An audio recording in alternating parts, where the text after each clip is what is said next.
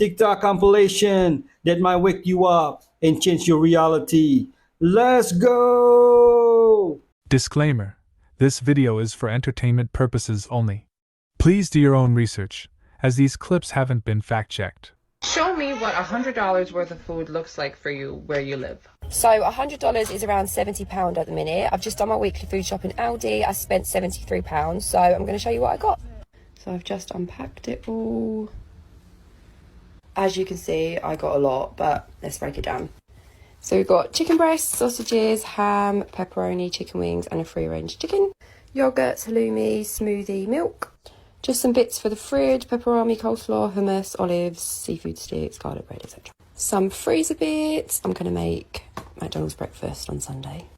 Some bits for the cupboard that I needed extras of. Just some breakfast bits and crackers. Got some toiletries, 24-pack of toilet roll, shampoo, conditioner, baby bath, face mask, toilet wipes, razors. Just some treat snacks and juice and water. And then just all this fruit and veg. For a small family of 4. All the Canadians are watching and gasping. What did medieval English sound like? A good shorthand way to figure out what medieval English sounds like is to take all vowels and pronounce them as you would in French and pronounce every letter. The word for wife would be pronounced wief. Wief. The word for house would be pronounced hus. The word knight, knicht. Here is what the Lord's Prayer would have sounded like in Middle English, probably sometime in the 14th century. Our Father that art in heaven, hallowed be thy name. Thy realm or kingdom come to be. And lead us not into temptation, but deliver us from evil. So basically, the Scottish accent is the closest to medieval English.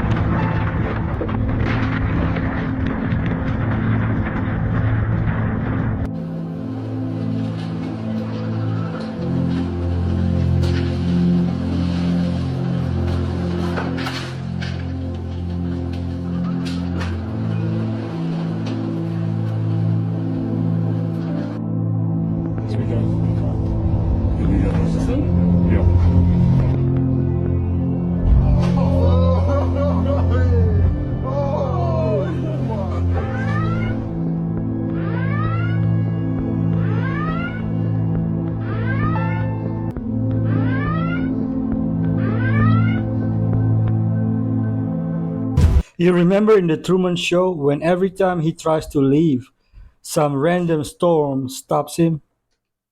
Even if they did a side game with just the Imperial City and you play within this huge boundary, it would be a hit. Wow, so sweet.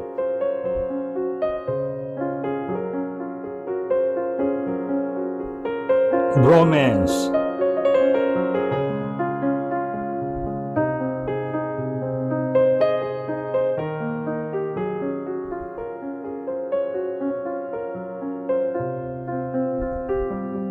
To Diddy. But then there's more, because while we were glued to our phones, expecting some sort of press release from Homeland Security or new updates from the Diddy case, Jaden Smith shocked the internet by calling out his parents and exposing his mom for handing him over to Diddy to be abused. At this point, nothing surprises me anymore because the news out of Hollywood in the past few days has been nothing short of jaw-dropping. While lots of celebrities have been exposed in the past few days, word going around is that several celebrities are going to come out to talk about their experience with Diddy. But then Jaden Smith calling out his mother for selling him out to Diddy is the last thing we were expecting. But then Jada Smith handing her son over to Diddy to be a is shocking. So there's this buzz about some drama brewing in Tinseltown, and let me tell you, it's juicy. Apparently, Will Smith stumbled upon some shocking info about his son, Jaden. I hope Jaden gets help and let his parents get the heat. It's so sad. The video of the crazy white guys who fly helicopters over the ocean and jump on swordfish? No, I have not seen this. Yeah, there's crazy dudes that ride swordfish. I'm like, man, you're out of your goddamn mind. That's Matt Watson, fishing show in New Zealand. He did dive onto marlin, but I think he was hooked and was out of energy before he jumped on. Hunde, mach mal Foto. Mach mal Foto, hoppa, hoppa. Super. Sitzen. Lucy, Lucy, dreh dich. Super. Warten. Marianne. Setz dich ordentlich hin. Schauen. Sean. Fein. Warten. Raven. Sitzen. Super. Mama Photo is probably the most important command for dogs to know in 2024. Louisiana has just become the first state to require that the Ten Commandments must be displayed in every public school classroom. The legislation was signed into law yesterday and requires a poster-sized display of the Ten Commandments in large, easily readable font in all classrooms from kindergarten to university. Now, as you'd imagine, this law, which comes into effect in 2025, has split some opinions. Some are praising it, saying that it gives kids a moral guide and that it's not just religious text, it has historical significance. But opponents have already said that they vow to sue, saying that it violates the separation of the church and the state and it is blatantly unconstitutional. So the question is, do you think that this law is a good or bad idea? Regardless if you're religious, the Ten Commandments teach valuable lessons that could be used, regardless if you're Christian. Stewart deserved to go to jail. Listen, see, Martha Stewart had a problem. She got in trouble for something called insider trading. What's insider trading? She basically got a call from a friend saying, girl, this company's about to go down, take your money out. So she took her money out. Now I know what you're thinking. That's no big deal. Well, what if a bunch of billionaires started calling each other saying, hey, my company's about to go down, take your money out, put your money in here and there. They're going to make a lot of money.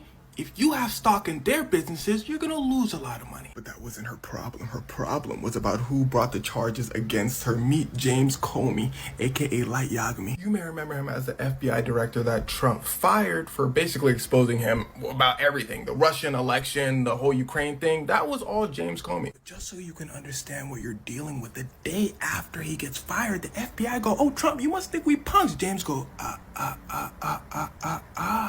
what does the law say? They go, you can fire an FBI agent for any reason. He goes, precisely. They said, but sir. He said, the law above all else. I will miss you on the mission.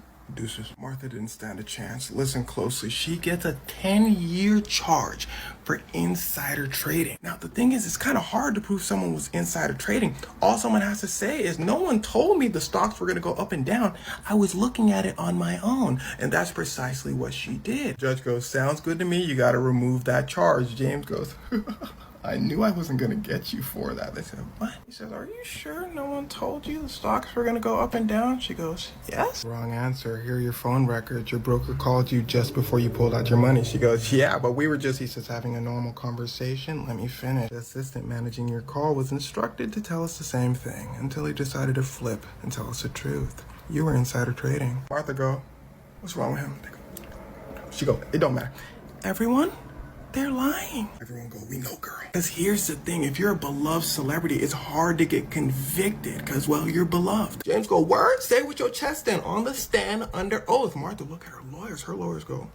James go, that's weird. The public go, yeah, Martha, that kind of weird. Martha go, no, y'all, I just did it to help my company. He goes, Securities Act 1935, that is still technically illegal. You now owe the SEC $200,000. Martha go, yo, I love it when they stuck. Ain't that right, Martha's friend? Martha's friend walks to the stand. Everyone goes, ah! James walks over to the stand as well. He says, everyone listening to the TikToker's video, pay attention.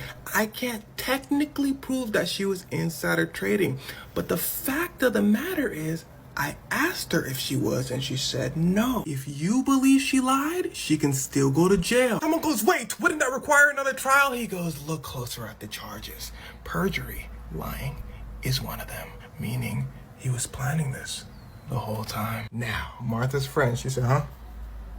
what did you say to me the other day? She go, Martha said she was insider trading and she's guilty. Martha go, you a op. Jury go, guilty. She then got done with her sentence and monetized it.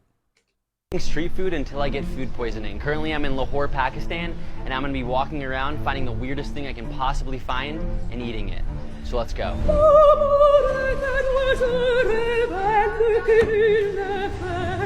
What is this? I'll get some. I'm actually very scared for this one.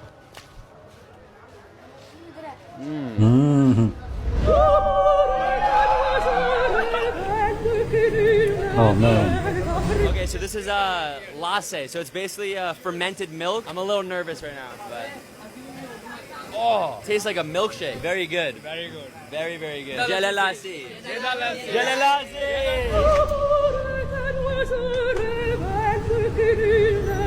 It doesn't look bad. God, that's so good. So the food in Pakistan is actually insanely good, and I do not have food poisoning. So the series will continue. Goodbye. This is wholesome, but also terrifying at the same time. Photo was from 1923, and these women were called the Radium Girls. Now, in the 1920s, these women worked at a factory for a company called the U.S. Radium Corporation. Their job was to mix radium-infused paint and then paint the dials of watch faces and airplane dials. Now, a lot of these watches actually went to the military because the thing about radium paint is that it glows. So this allowed the soldiers to be able to check what time it was in darker conditions. Think of it as glow-in-the-dark paint, but using radium to get that glow. Not good. Well, in 1923, one of these women falls sick, and slowly all of her teeth start to fall out one by one until eventually she goes to the dentist, and as he's looking around her mouth, her jaw breaks off into his hands. Now I get it, this sounds like a playground myth, but this was the start of a side effect called radium jaw. The person's jaw would detach from the skull and then fall off. Now of course this shocks the other workers, but the company goes, no, it's fine, just go back to work, everything's okay. While these women would paint these dials, they were instructed to lip dip paint. The brushes that they used were made from camel fur, and after a few strokes, the brush would naturally start to fan out. So they were instructed to take the brush, put it in their mouth, and sharpen the tip with their tongue. Keep in mind, at the time, the company was telling these women, this was safe, it's all good, there's nothing to worry about. But the issue with radium is that its chemistry closely resembles calcium. So the body would then mistake the radium for calcium and start to pump it into all the bone tissue throughout the body.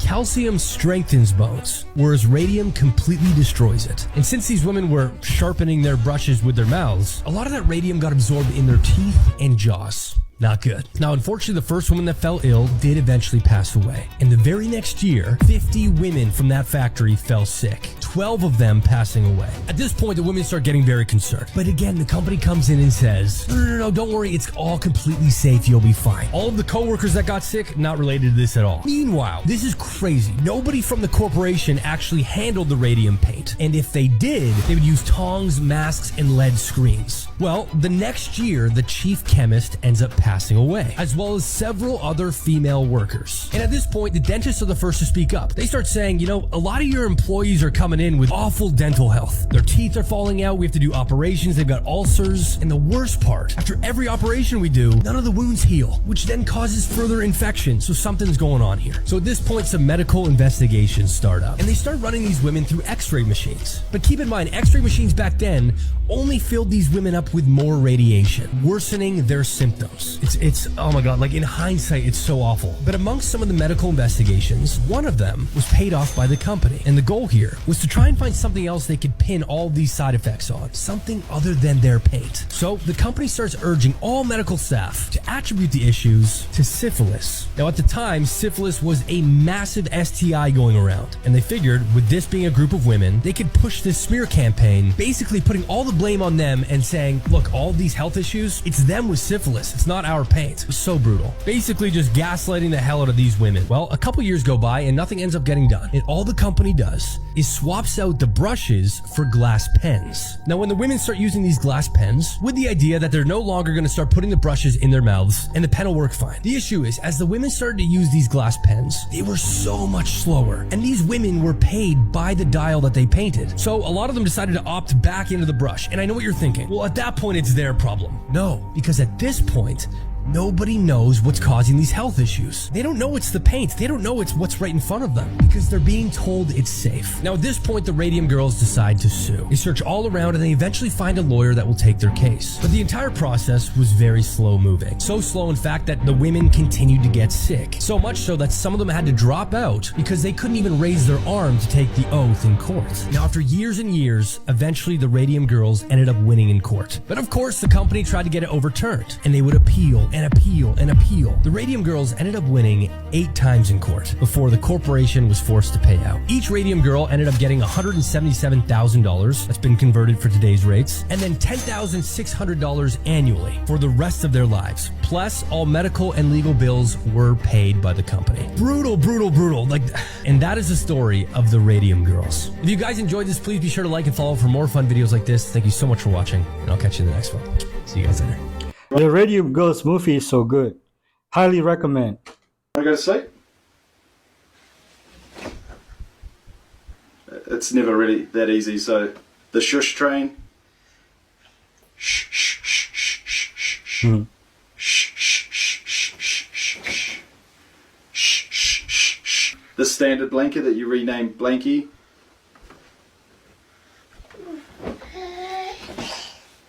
Works every time. Method acting. Oh man, must be time for you to go to sleep. Sleepy, sleepy.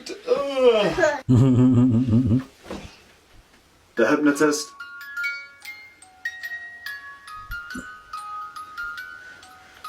And sleep. The bride dad. If you go to sleep, I'll let you climb the curtains tomorrow. And sleep. The big awkward dad, giant baby sleepover. I'm coming in. I'm coming in. Lying down. Lying down now. And sleep. The dad that doesn't know a single lullaby. Twinkle, sleep now. Do you want a piece of me? Alright, high five. See you in the morning. See ya. I love how he just drops. Been practicing, I see. Lab-grown human brains make up the world's first living computer. What the f***? The startup behind the biocomputer FinalSpark says it uses 1,000,000 times less power than a digital computer processor. FinalSpark even launched an online neuro platform so researchers can conduct experiments with the computer remotely through a server right now. The reason they're able to create a biocomputer is because of organoids, which are simplified mini versions of real organs, a fairly new technology often used for medical research. Organoids are made in a dish using cells from a living organism that can grow to mimic the forms and functions of an organ. So by taking cells from a human brain, this team of researchers is able to create mini brains that they can use for computing. And there's even a system that provides food and water to the cells to keep them alive, but only for around 100 days. FinalSpark claims the bioprocessors they're making consume 1,000,000 times less power than traditional digital processors. With the rise of AI, researchers are searching for ways to cut back on energy consumption to protect the climate and our infrastructure. According to technological research and consulting firm Gartner, AI is predicted to consume 3.5% of global electricity by 2030. That's more electricity than the entire country of Germany uses right now. But the human brain only uses a tiny fraction of the energy of a digital computer, making it a viable solution for AI's energy problem. But why does this make me feel bad for the organoid brains? Will they get depressed? What if they gain consciousness? This practice definitely raises ethical questions. There isn't much evidence the brains could become conscious, but the research is too new to know for sure. What do you think? Not a if, but a when will they get consciousness? And instead of asking if we can, we should start asking if we should. What do rich people do with all of these rooms in their giant mansions? Have you ever wondered that? Because a lot of times there's only like 1 or 2 people living here. I'm not even criticizing, I legitimately don't know. Like this place has 17 bedrooms and 25 bathrooms. I get the bathrooms, you would need that many just because it's so huge. You don't want to be that far from one. But if you look up photos of the interior, it's just sitting room after sitting room after sitting room. For what? Like, is this even a good space to host a party? I know this is a ridiculous question, and if any of my viewers are billionaires, come into my comments and laugh at me. But while you're here, explain to me, what do you do with 20 bedrooms? Because I know you're not having 20 friends come and stay for the weekend. So what is all of this? Seriously, just to be clear, I'm not saying that I'm confused as to why anyone would want a lot of money. There's lots of rich people stuff I would love to have. I would love to have this swimming pool. I would love to have a private chef. But I don't get wanting to have 100,000 square feet of empty house. I mean, if your cat escaped, you would just never find it in there. And I just imagine myself being home alone some night and it's just me, and how empty the place would feel. How desolate. I mean, is this seriously all just to show off? I mean, how much air conditioning does it take to cool that place? People, there is such an opportunity here for squatting as long as you're very quiet. Okay guys, so we have now come together on TikTok, this Gen X group, and now they're saying that UN troops are coming. So we need to speed this up, get a plan together, and figure out how we're going to mobilize and organize in each state. I'm in Ohio, in Dayton specifically, so we need to pick a date that we can, like, either one, go on strike all the way and just stop everything and bring the whole damn thing to a screeching halt. We need to pick a time or a date that we can go live on X, just like our original lady that called us to action. We've got to start planning now because things are moving too fast, and we've got to get on the ball here because we're going to run out of time. It's not going to be as long as what we think. Oh, here, millennials ready to ride with Gen X. We all ride at dawn. King Dragon is moving, you guys. The nose used to be over there, and you can see where the head here once sat right up in there. And I just showed you all that it's having earthquakes in this area, and now this head is starting to face in a more downward direction. Now, let's talk about it. You guys remember that dragon that we found at the bottom of South America and Antarctica? You know, the one that I told you I believe is waking up? The head has moved. It has now turned and is starting to face a more southward direction. Look at this shit. Here's an update about Levi the dragon that we found. If you look here, you guys, you can see that the head has moved. This head used to be a lot more straight. If you look at the nose here, this is where the nose used to sit. It is sliding, people. It's moving. Look at the head. Right here. Look. That is the spot where it used to sit. That head here used to be straight. It is turning, people. Do you see that? I find his dragon videos interesting. I'm not exactly sold on the idea, but I like it. According to a new Harvard study, aliens might be living among us, right here on Earth, disguised as humans. And all the UFO sightings we hear about, those are just spaceships from other planets coming to visit their alien friends here on Earth. So who are these aliens living among us?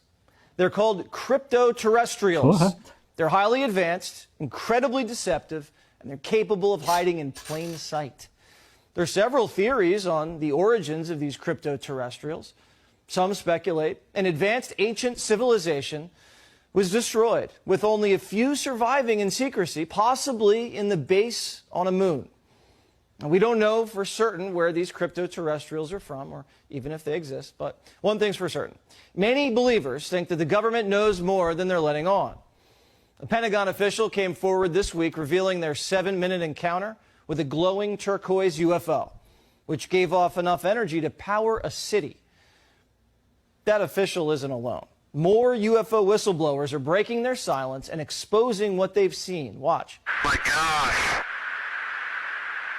They're all going against the wind. The wind's 120 miles from the west. Look at that thing, dude. It's rotating. Oh my gosh, dude. Wow. Look at that, man. Look at it fly. The biological anthropology professor who conducted this study, Michael Masters, joins us now. Okay, professor.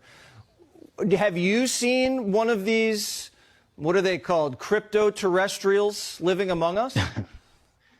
I've not seen one personally, no. And actually, the study is a very conservative approach to this question. As you did a great job highlighting in your intro piece there, this is a real phenomenon, and we need to take it seriously, and we need to start asking the questions about what are they, who are they, where are they coming from, potentially when are they coming from, and even could they have set up shop here on Earth in the past and be living amongst us? Wow, you say it's a real phenomenon. How do we know it's a real phenomenon? I mean, if you look across time and space, these have been reported for millennia. And even if you don't want to take that at face value, look at the cockpit videos, look at all of the reports by military, police officers, whose testimony we can certainly take seriously because they're trained to identify things that are a threat, and they're trained to identify things that are unexplainable. And there's so many cases where they do report just that. So the difference is we all see these things or hear about them visiting, right, in the spaceship or there's a sighting. But this study takes it a step further. It's saying they're living among us. Does that mean like Gutfeld's an alien and he's just disguised as a cable TV host? It's certainly possible, and I would look into that because you never know. But we should take the question of UFOs seriously. What we're trying to do is offer a grounded scientific approach to some possibilities about what they might be. So, yeah, there have been other proposals as well. Me personally, I've written 3 books about whether they could be future human time travelers coming back to visit their own past, and in the same way I would as a biological anthropologist if I had access to that technology.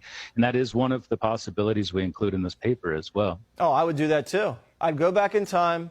I'd play high school football all over again, and I'd do so much better.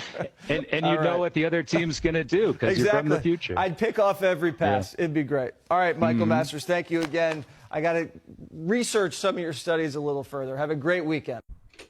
They better be paying taxes. And can they run for president? Interdimensional beings, people, aka fallen angels, aka demons. Don't get deceived. That was brilliant. Excuse me. I'll give you $50,000 right now if you call somebody and they answer. What if they don't answer? Then you don't get the money. I can call anyone? Yeah, you can call anyone. All right, I know who to call. Put it on speaker. 911, what's the emergency? Whoa.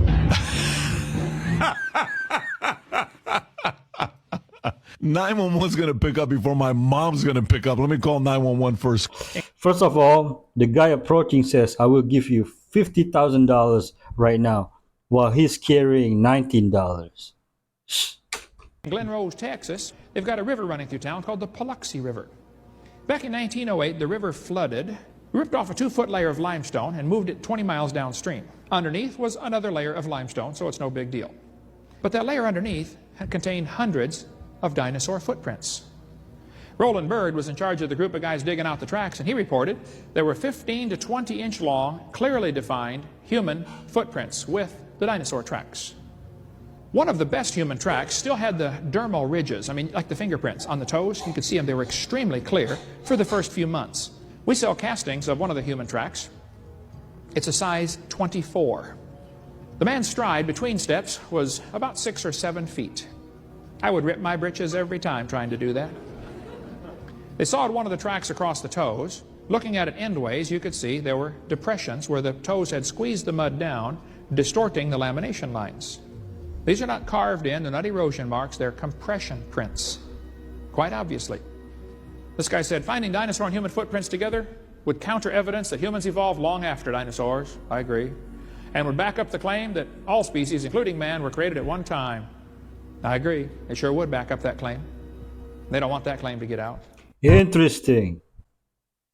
Massive underground structure that is 4 times the size of the Egyptian pyramids, that is protected by the military in Alaska. On May 27, 2020, Nathan Campbell was dropped off in one of the most remote parts of the world, Denali National Park. He was there to embark on a mission to find the Black Pyramid. The Black Pyramid is a legendary underground structure rumored to be massive and ancient, at least thousands, if not millions of years old. But he unfortunately went missing, never to be seen again. The Black Pyramid is part of a broader set of theories about secret military installations in Alaska, like HAARP. The pyramid allegedly disrupts electromagnetic fields and is strategically positioned for global military advantage. Reports of its existence gain attention from an anonymous naval captain. The retired captain called into Coast and stated that during the 80s, he worked on a top-secret radar installation in Alaska. He noticed a mysterious, highly powerful electromagnetic source disrupting his base's aircraft and communication for years. Suspicions of this pyramid were validated when, in 1992, scientists studying shockwaves from a Chinese underground nuclear test recorded a grainy pyramid-shaped spot of interference 700 feet below the surface of interior Alaska. No one knows if Campbell truly believed in the pyramid. During a search, they found some of his gear, but no sign of him. Could be underground society of redheads.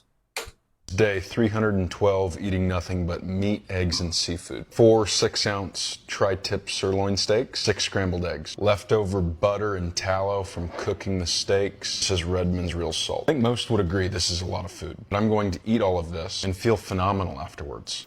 Unreal. How is this a diet? I cook these eggs in bacon grease. So good. A lot of people wonder, what can you eat on the carnivore diet? I promise you it's simple. Meat, eggs, and seafood. Any type of meat. Beef, chicken, lamb, pork, doesn't matter. I eat mostly red meat. That's because I love it. And I've noticed my body feels best when I eat red meat. For oils, you're using butter, ghee, and tallow. For seasoning, if you want to be strict, just salt. If you don't care about that, then just get quality seasoning. No sugar, no fillers. You're drinking water, and if you'd like, black coffee or unsweetened tea. That's it. Me doing that the last 312 days, I was able to lose 90 pounds. My knee pain of over a decade went away. My mental health is the best it's ever been. My teeth, 0 plaque. They always feel like I just came from the dentist. How do you know how much to eat? Eat when you're hungry and stop when you're full. When I first started, I could not put all this down. Now this is a pretty typical meal for me. I eat probably 2 of these a day. Your meals will likely look different than this, and that's okay. Just eat when you're hungry and stop when you're full. And that's it. That is a carnivore diet. It really is that simple. Do it, don't do it, I don't give a rip. But this could change your life.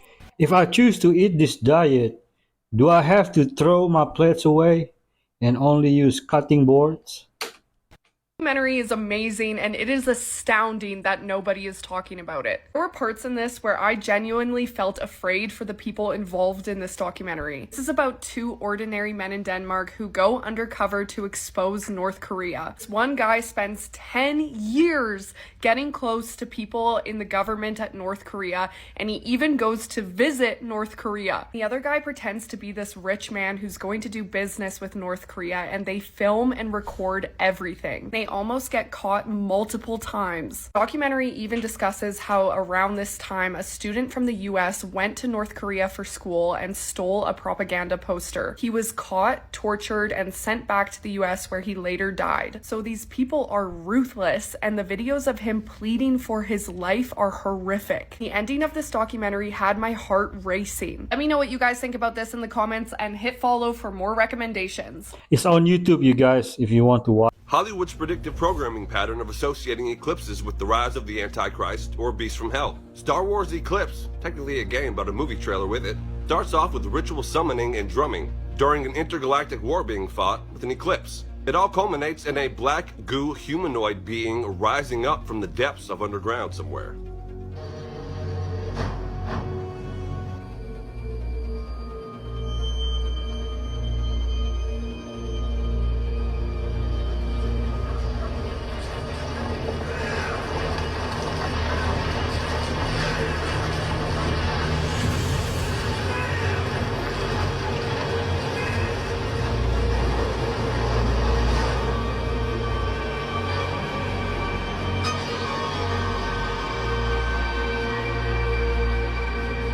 In Dune, as you see behind me, the eclipse is a big theme, and the whole movie has a messianic motif, and it even calls him the Mahdi. And the Pink Floyd song Eclipse is even used to highlight this. In Twilight Eclipse, it talks about unexplained disappearances, and an army of vampires coming from somewhere else. War happening with supernatural beings and huge wolves attacking. And a dragon figure in the eclipse in the picture. In Apocalypto, it starts off with ritual sacrifice to gods, clearly showing the Walking Dead zombie style on the cover, with the tag "No one can escape their destiny," and in the trailer with the tag "As a civilization comes to an end," with the eclipse. Also, the first shot in the trailer is an eclipse transitioning immediately into a beast. In a movie called Total Eclipse, the first line in the trailer is about "I wish I could create a new god." In a recent video, I showed you a clip from the Clash of the Titans where Hades/Hell releases the Kraken, a beast from hell, onto the Earth during an eclipse. Donnie Darko, with that wordplay, Dark O, being the eclipse, is about the end of the world and other supernatural beings showing up. Also, time travel movies also have an eclipse theme. There's a pattern of eclipse motifs in the Breaking Free from Man's Limits movies. This is not to say anything will happen during this eclipse, it's just recognizing patterns. At some point in time, there seems to be an association with an eclipse, the Antichrist, and hell rising on earth. In the meantime, remember the gates of hell will not prevail. Let God rise in you. See you next time.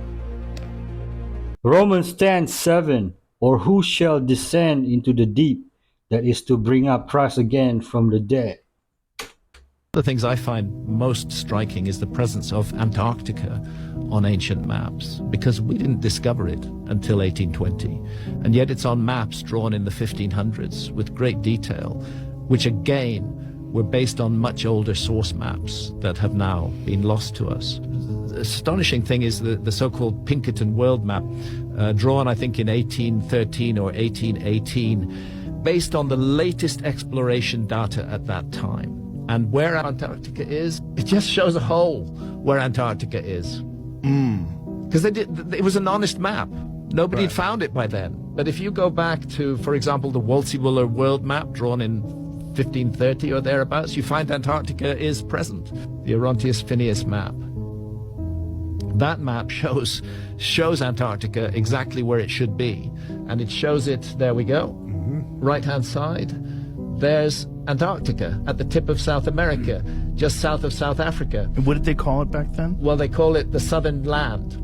And it's larger than it is today, but it was larger than it is today during the Ice Age. Antarctica was a much bigger. Now, what the f is it doing on a map drawn in the 1500s, which we know was based on older source maps when nobody knew it existed in the 1500s? To me, the obvious answer is we are dealing with the fingerprints of a lost civilization that mapped the world and that left evidence of that mapping, which ancient map makers found and used and incorporated into. All maps from before, people have even believed were dated, are hidden at the Vatican. What do you think? And going for a nighttime run, preparing herself by stretching her legs. As she begins her jog, she hears a loud truck horn, and at the same time a man overtakes her on the running track. Concerned, she looks to her left to check for an accident on the road. Where she turns her gaze forward again, the man who passed her is nowhere in sight. Suddenly, the same man wearing a helmet overtakes her. No way. She glances back, searching for anyone else trailing behind. Once more, when she looks ahead, the man with the helmet has vanished. You idiot. For the third time, the man overtakes her, but this time he abruptly stops when the woman stops running. To her shock, the man starts running backward in an unnatural manner, revealing its inhuman nature.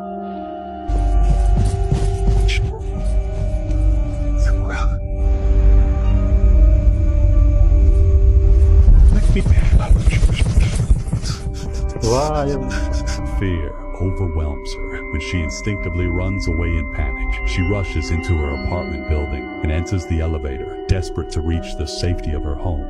However, to her horror, the strange creature has already reached her floor. She hastily exits the elevator and springs towards her apartment, but when she turns around, then the creepy creature can be seen chasing after her. No way.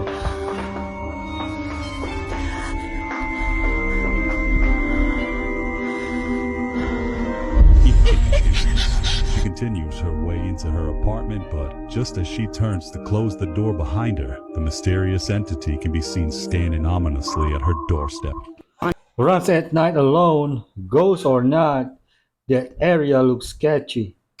On behalf of Amy, I'd like to thank the devil and all the dark lords who Don't do the devil stuff. gave her this award Don't do the devil stuff. and allowed her to feast on the flesh of the innocent. Thanks, everyone. Thank you to Satan for giving me inspiration on how to play this role. I kind of get possessed by the devil when I'm performing, but we kind of signed our life away to each other and legally. and with blood that there's no possible way anybody can separate or walk away from this. I don't care if you think I'm Satan reincarnated. The fact is, you can't look at that television and say, nothing happened on the 6th.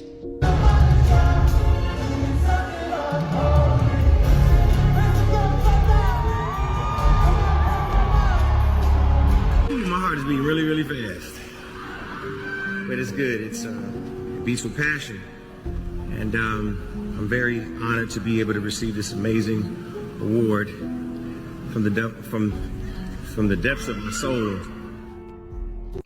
They make it a joke, but it's not a joke. And Jesus said, the reprobates of the world will never see it. Seismic happened on June 10th and the 11th at the BRICS Foreign Ministers meeting. 59 new countries announced plans to join BRICS. I mean, what? 59 new countries? And during the meeting, they agreed to an astonishing $78 billion in bilateral trade deals. Yes, they publicly announced plans to ditch the US dollar also at this meeting for local currencies and cross-border transactions. This is game over, folks. My neighbor country like Thailand already joined BRICS. Our new elected president here in Indonesia is leaning towards NATO. At this point, I already knew that the thunderstorm generator, but I was there, saw it working. Saw 2 generators, a control generator, and one with the technology. I watched as the engineers and the scientists there calibrated them both. And then I was the one who went up and started both generators. They're both in 2 separate rooms. Ew. Started the technology on one of the generators, and so we've got readouts. We've got gas analyzers there, probes going up into the exhausts of the generators. We've got a couple of guys there with mass spectrometers hooked up. So we've got multiple ways of determining what's coming out of the exhaust pipes of these 2 generators, right? Yeah. I go up there and I flip the switch on the one that has the thunderstorm, I'll call it the thunderstorm, the plasma generating retrofit to it. And we watch. So we got a first read. I can show you, actually. I've got a printout of the readouts right here on my computer. Really? Yeah, I do. And you can see you've got, I think it's called a Kane 5 something, because it measures 5 gases. Carbon dioxide, carbon monoxide, nitrogen oxide, other methane, other hydrocarbons, probably like methane and whatever else, and oxygen. Okay, so flip the technology on. You can sit there, I can watch the mass spectrometer, I can watch the gas analyzer. You're looking at like 10% or parts per million. Let's see.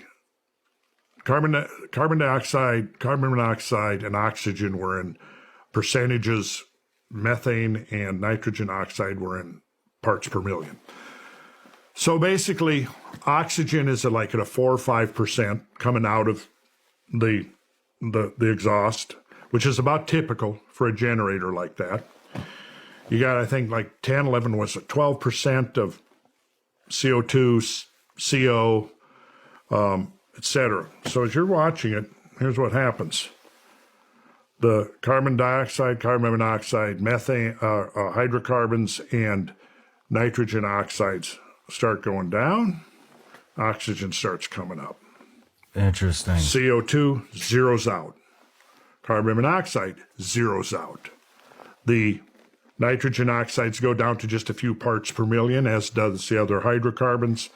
Oxygen tops out at over 20, I don't remember exactly, between 20 and 21%, which is optimum percentage of oxygen for pure unpolluted air.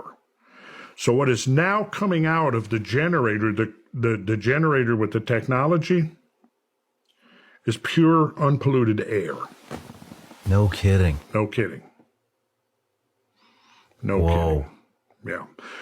On top of that, what it's doing, it's capturing everything that's coming out, and it's feeding it back into the thunderstorm generator. So at the initial, in order to get the plasma separation to occur, I think you have to get it up to like 700 and some degrees. But once you do that, it's almost, not quite, but almost self-perpetuating. And you just have to replenish the water. Like I forget, however few hundred hours that it runs, you have to replenish the water. And that's it. Man, and you've seen this. Oh yeah, I've seen it. And I've known, multiple people now that have seen it. The Admiral, he took it back to India. India is seriously looking at it and as a retrofit for their Navy. The thing is, if it's almost free, then the government and corporation will suppress the technology. Tax revenue and hydrocarbons are big business now. Carbon taxes are a good source of revenue. Who was stuck at sea for 438 days, this Mexican called Jose Salvador. One day he decided to go on a fishing trip with one of his boys, Ezekiel. Everything was chill until like a storm hit. They were off the coast of Mexico, bro. So the storm lasted 5 days. They didn't know that they were in the middle of nowhere now. During their trip, it's not like they're on a big ship catching fish. It's one of those two-seaters. So this is when it gets crazy. Maybe 2 weeks in, they caught a turtle and they drank its blood. What? They started drinking its blood and it's... But after that, one of the guys on the boat, Ezekiel, he passed away. What they promised was, before he died, that guy wouldn't eat his body. Imagine you're mental. You're just looking at a this whole time. The people that were covering his story said the guy went so crazy that he started having conversations with the Sure, I would probably do that too. Yeah, he had to throw away the because he actually started thinking he was gonna come back alive. How did he get saved? He just ended up on an island. On an island. Oh, wow. He was naked, he carried around a knife, and he was looking. Luckily, there was 2 people that lived on the coast of that beach. He got hospitalized, came out, wrote a... This was a really amazing story. I heard about it on Ray William Johnson video. We have the St. Joseph's Orphanage, located in Vermont. And if you want to know where they get these horror movies, where they show a nun doing crazy things, there's a dark truth to it. These movies don't come out of nowhere. They come from the last 150 years. Here in Vermont, in the mid-1800s again, thousands of children came through its doors. If you want to demoralize, control, and manipulate a new population, make them completely forget their past and never question what they're told, you would make them suffer. You would take them from their families, and you would ruin their mind at a young age. This is exactly what happened in the wars, where all men between ages 21 to 45 were required to fight in World War I, which was in 1914 to 1919. 2.8 million men drafted, 2 million volunteered. So we have millions of people in wars. We have more than 5 million American children passing through the orphanage system. What in the ever-living is that? Oh my God, that's so scary. What is that? I'm not even tripping. Oh, that's so scary.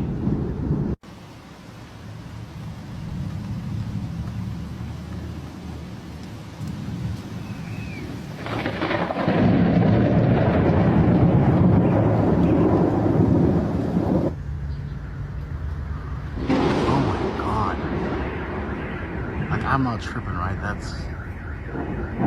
What is that?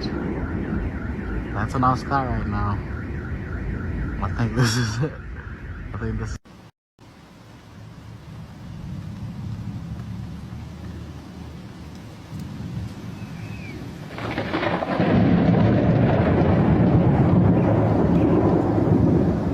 Them aliens. What in the ever-living... that? Oh my God, that's so scary. What is that? I'm not even tripping. Oh. Looks like things are going to be getting pretty intense. So hang on for the ride. K Ultra. CIA mind manipulation techniques. The new goal is to cause an individual to become subservient to an imposed control. The goal is to ensure that individuals remain subservient to imposed control. Think of how the world's changed in our era of black swan events and incessant panic and tragic global events. You go from the Berlin Wall coming down to the Twin Towers coming down to the 2008 financial crash, the endless war, pandemic, fear, that we're being held, much in the way that that individual was, in a state of perpetual and ongoing panic in order to...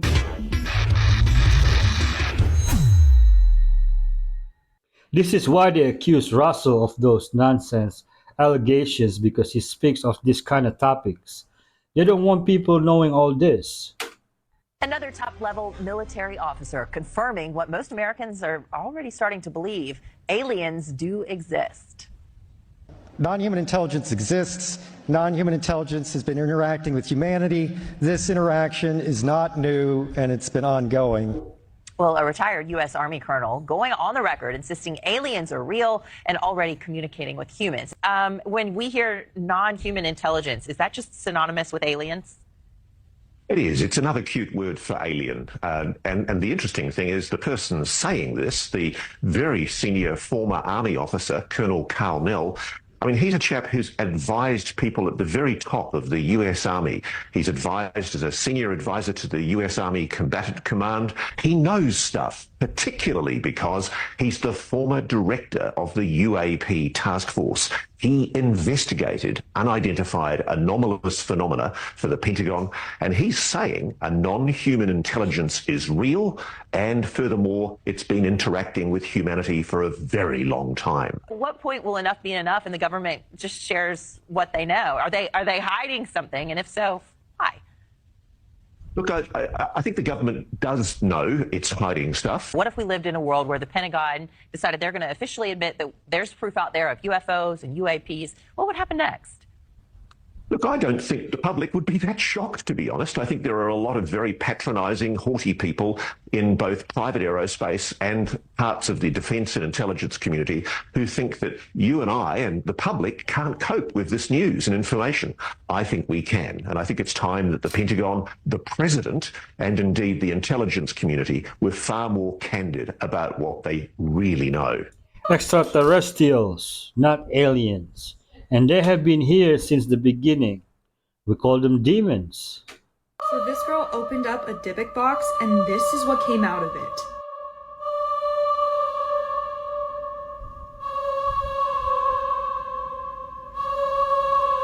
Yeah, that's right. She let out a demon and she also inhaled it.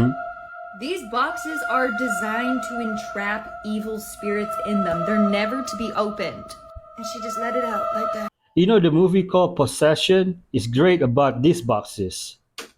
This is the kitchen behind America's largest buffet. Shady Maple in Pennsylvania serves about 1.2 million people a year. The cooks start prep at 4 a.m. We'll go through about 700 to 750 pounds of bacon. Saturdays are their busiest days as they race to prep for 8,000 people. The chefs cook a ton of different dishes, from American to Pennsylvania Dutch fare, like this local delicacy called scrapple.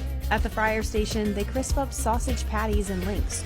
On the griddles, chefs drop hundreds of pancakes. This line is for egg dishes. Summer and her team go through over 700 eggs for a Saturday breakfast. On the other side of the kitchen, this team starts cutting veggies for lunch.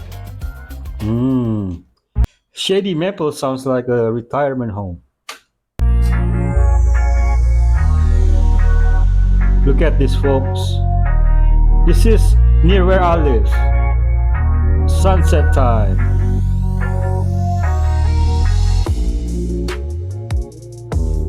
Magnificent.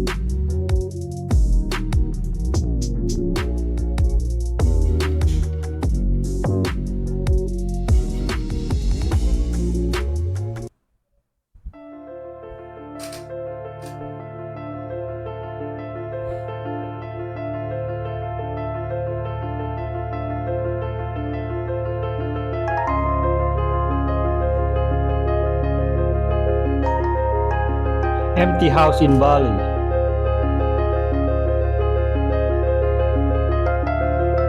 They just left.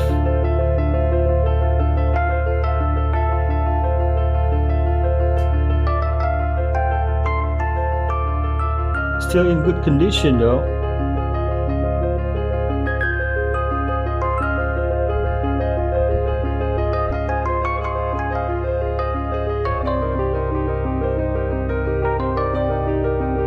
What's the most legit get-rich-quick scheme in history? Simple. Figure out how to make $100,000 a year and then move to Brazil or Thailand. Oh, Now you're a Bali. millionaire. It's not how much you make, it's how much buying power you Yeah. have. It's not how much you make, it's how much you spend. I was just in Brazil. My Uber was 85 cents. Why are you torturing yourself? Move if you can. I agree with this 100%. A lot of Westerners live here in Bali and they act like they're millionaire. What shocks me the most about Jeff Bezos cheating on his wife and having his ting pics leaked isn't about the leak itself. It was about who leaked them. See, Jeffrey Bezos had a problem. Somebody had his pics, but there were two suspects. It was either the Crown Prince of Saudi Arabia or Donnie himself. You need to listen. The Crown Prince of Saudi Arabia hits up Jeff, says, Shlimy. Jeff said, my boy. He said, you want to go out to dinner? Jeff said, sure, let's do it. At dinner, the prince goes, let me just cut to the chase. Jeff, you own the Washington Post, right? Jeff goes, I do. The prince goes, what are you talking smack about me? Jeff goes, what you want me to do? You know what they saying about you. But it wasn't about what they were saying about them. It was about who was saying it. I don't know if some of y'all remember, there was a dude who was a journalist who was saying crazy things about the Saudi government. The prince goes, you know what, whatever, dog. We're not finna agree on nothing. Jeff goes, well, we both like power. The prince goes, you like power too? And an unlikely friendship suddenly blossomed. They exchange numbers and they start texting each other. They start sending each other memes and just checking up on each other. Then suddenly, remember the journalist I was telling you about earlier? Well, he gets under mysterious circumstances. This is national news. It's everywhere. Jeff stops messaging back. The Saudi prince texts Jeff saying, hey, Jeff, don't believe everything you read. Now, the Washington Post also posts it. So again, it's everywhere. Now, the Saudi prince sends him a text. He goes, God, I thought I ghosted him. But he looks at the text and it's a meme, like the ones they used to send each other all the time. So he opens it, but he doesn't get it. So he closes it. That's important. Now, here is where things start to get wicked. Somebody hits up Jeff and goes, hey, bro, we know you cheating. Jeff goes, what? They go, we know that you're cheating. Jeff hops on the computer. He immediately types up a heartfelt message on Twitter saying, me and my wife are getting a divorce after a trial separation. The National Enquirer, a magazine, go, that's so nice of you to say. Jeff, who this? Jeff go, oh. Everybody go, Jeff, who that? Jeff go, well, it's kind of hard to see. The National Enquirer go, don't worry, we have actually plenty of pictures. We've been following you for 4 months. We got videos, we got pictures of you cheating on your wife with this lady, Lauren Sanchez. Jeff go, yeah, that did happen, yeah. Jeff go, y'all finished? They go, no. Here are the texts that he sent her, and here are the texts that she sent him. They're very intense. Just think about what a man who takes a picture like this would send in a text, and you got it. Jeffrey loses it. The FBI hits up Jeff. They go, we're going to investigate it for you, but we just need your phone, shawty. Jeff goes, nah, I'm not finna give you all my phone. Instead, he hires a top security firm and this crazy good hacker. The National Enquirer goes, Jeffrey, slow down. It's not that serious. We have your intense pictures. We have your intense text. We didn't post them. Jeff goes, it's fine. They go, well, I guess we'll just post them then. Jeff goes, it's fine. It's a race against time, I guess. Will you post the pictures? Will I find out who sent them to you? They go, Jeff goes, shh. He takes out a blank check and gives it to the security firm. He says, you can't put a price on security. The Enquirer goes, they gotta knock on the door. It's the security firm. They start looking around and say, what y'all got in here? They no, y'all can't be here. They go, no, we just looking. We see you when you get to the crib. They start seeing them when they start getting to the crib. They start following workers around. They start full on harassing them. The Enquirer messages Jeff, what's going on, Jeff? Jeff go, they're just doing their job. They go, look, Jeff, let me describe something to you. They go on to describe Jeffrey's pictures list by list in extreme detail. They go, you really want to keep messing with us? Jeffrey goes, do it. They go, what? He goes, do it. Matter of fact, he goes online. He messages the world. He says, they got pictures of me and I want them to post it right now. Everybody go. The Enquirer go. The security firm said, don't even worry about it. We found out who it was. It was none other than the Saudi Arabian Crown Prince. We found out exactly how he did it and everything. Then boy was texting, he sends him a meme. Jeff opens it, takes his stuff off his phone. Classic crime. The prince goes, it wasn't me. That's my dog. Jeff goes, the National Enquirer go, cool, y'all got your man. You can do it. They're gonna knock on the door. Who is it? It says the security firm. The Enquirer goes, no, you already found out. They said, no, we just like to be 100% certain. So they go, oh, it was her brother. Yes, none other than his mistress's brother. But hold on, I thought it was the prince. But hold on, where does Donald Trump fit into it? Be patient, I got you. Listen closely, her brother goes, Cap, kinda. They paid me $200,000 to steal her phone and stuff. But when I went to them, they already had the pictures. So the Saudi Arabians definitely did it. Prince go, Cap, Jeff my dog. It was probably him because he got close ties to Donald Trump. So the theory goes that the $200,000 that went to Jeffrey's mistress's brother, Lord, I sound like a soap opera, came from Donald Trump himself. Michael and the Inquirer like Donald. Washington Post doesn't like Donald. Donald doesn't like Washington Post. Washington Post owned by Jeff. Donald doesn't like Jeff. So no one knows if it was both of them, but everyone definitely knows it was one of them. The FBI said we can find out for you, but it's not worth our time. You mean a billionaire was sleeping around? No way. There was a movie came out called Cabin Fever. Go rent the movie Cabin Fever. Just came out, it was the first of the year. It just newly came on video about a month ago, 2 months ago. And this movie is about this disease that these people had. One guy fell in the water supply and everybody started getting this disease. To make a long story short, at the end of the movie, where they send the message, there was this disease in this small town, but it was near a mountain and a stream of water that was contaminated with this disease. And the next thing you know, the last thing you see in the movie is a big truck leaving the town to go to the city to say spring water. So don't let nobody fool you. For them to put that in the movie, that means you got to watch out for the spring water in the future. You see? So we talking about that. So they send us messages all the time. Cabin Fever is a classic, and this man is ahead of his time. I just want to go on record for all the people that are trolling my post and contradicting me that I don't tolerate trolling, and you will be banned. It's a known fact that I'm usually 24 hours ahead of NOAA prediction models, as they do not update accordingly, and I do not have the same protocols as they do. We are currently in a KP index of 9. That is a G5 geomagnetic storm. I'm sure that NOAA will update within the next hour or so. I get my data directly from source, and I've been observing solar activity for over 40 years. I think I know what I'm talking about. NOAA has protocols they have to follow before it is posted to the public. I do not. I will continue to update as data is available. Hope we all get through this. Ahui ho. Ahui ho. Top of a pyramid appears in Louisiana South Shore.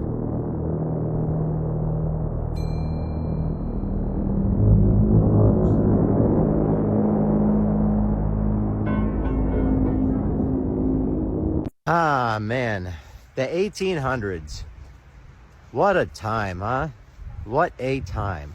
The things they were doing in the 1800s with no tools and no electricity, it was just fascinating. Dive into some of these pictures with me, will ya? So let's look at these. I mean, we were building these things in the 1800s. This is the World's Fair, these photos here. So we had World's Fairs too, you know. People just like to talk about the Chicago World's Fair, but we had World's Fairs in over 20 places.